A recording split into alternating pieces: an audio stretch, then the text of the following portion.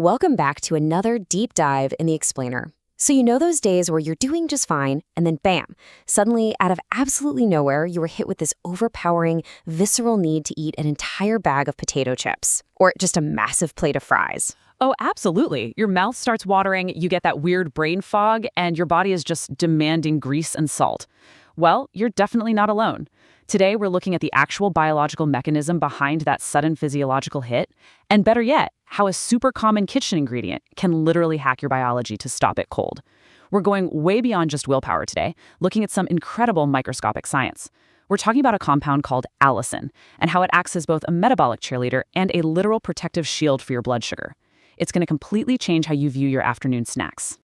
Right, and it all really starts with this one pivotal question. Why do we always crave high-calorie junk food when we're hungry? I mean, why don't we ever crave, say, a plain piece of raw celery with that same wild intensity? It always feels like a failure of willpower, doesn't it? But actually, it's a very specific distress signal that your brain is sending out. Because when we get those intense cravings, we're actually experiencing a massive, totally unseen roller coaster ride right inside our veins. Yeah, let's talk about that classic blood sugar roller coaster. When you eat something really heavily processed, like a sugary drink or those potato chips we mentioned, your blood sugar doesn't just gently rise. It rockets straight up into this high toxicity zone. That's your spike. But your body, it treats excessively high blood sugar as a dangerous threat. So in an absolute panic, it overcompensates and dumps a massive amount of insulin into your bloodstream just to clear that sugar out. And because of that biological overreaction, what goes up way too fast comes down violently. You plunge straight into a severe crash. And when you hit that crash zone at the bottom, your brain is quite literally starved of glucose. So it goes into full-blown survival mode. It sends out frantic, emergency starvation signals demanding fast, dense energy, which directly translates to those intense cravings for heavy, salty, sugary junk food.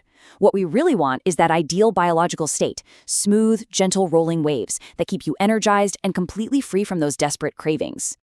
Exactly. And to get to those smooth rolling waves, we're looking at this incredible compound called allicin, derived from raw garlic.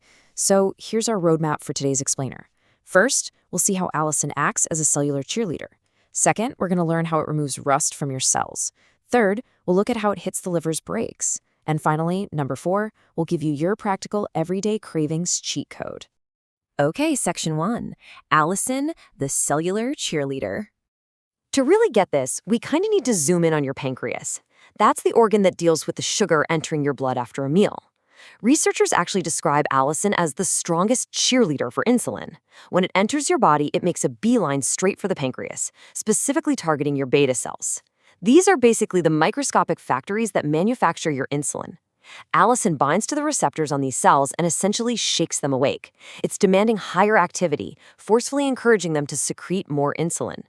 If you think of insulin as the biological key that unlocks your cells so they can absorb sugar for energy, well, by cheering on those beta cells, allicin ensures your body produces a really robust supply of those keys. And that efficiently sweeps the sugar right out of your bloodstream, preventing it from lingering and causing that initial rocket spike.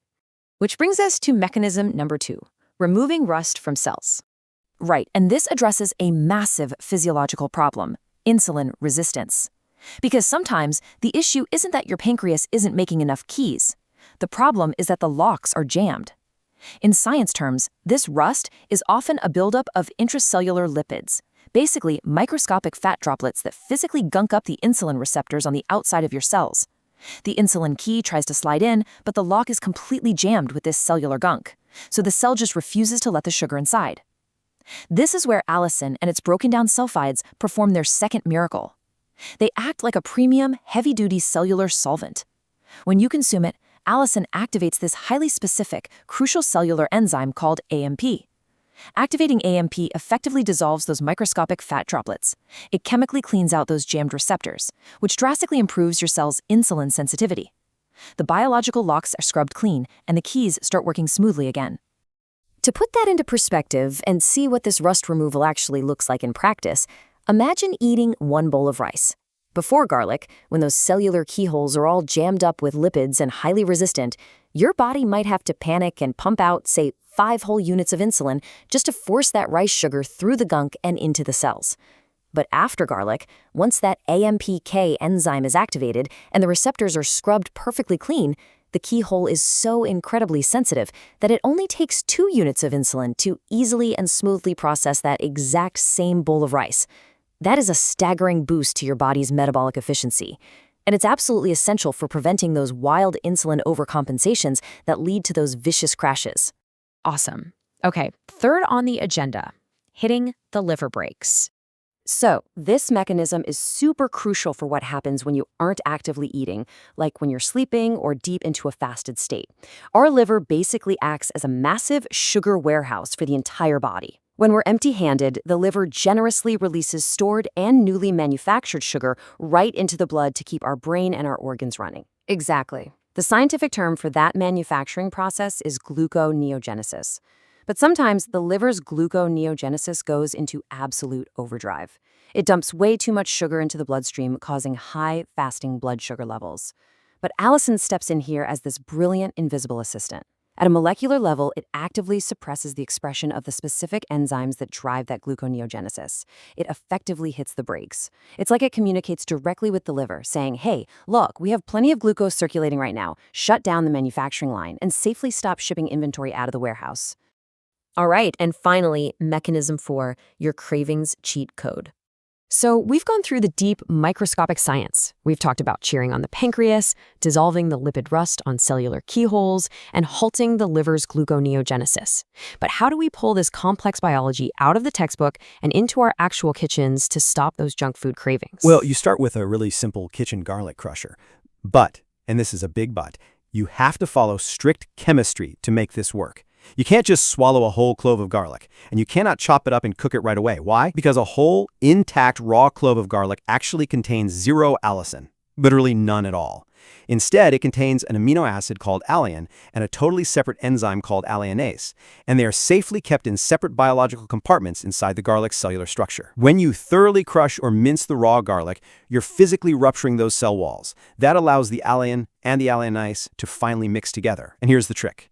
You must wait exactly 15 minutes. That is the chemical synthesis time required for the enzyme to convert the amino acid into active, powerful allicin. If you skip that wait time and toss it straight into a hot pan, the heat immediately destroys the alliinase enzyme and you get absolutely 0 protective shield.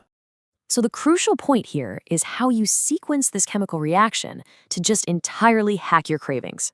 Step 1, when you start feeling snacky, you consume that crushed, fully synthesized raw garlic right before you eat your snack.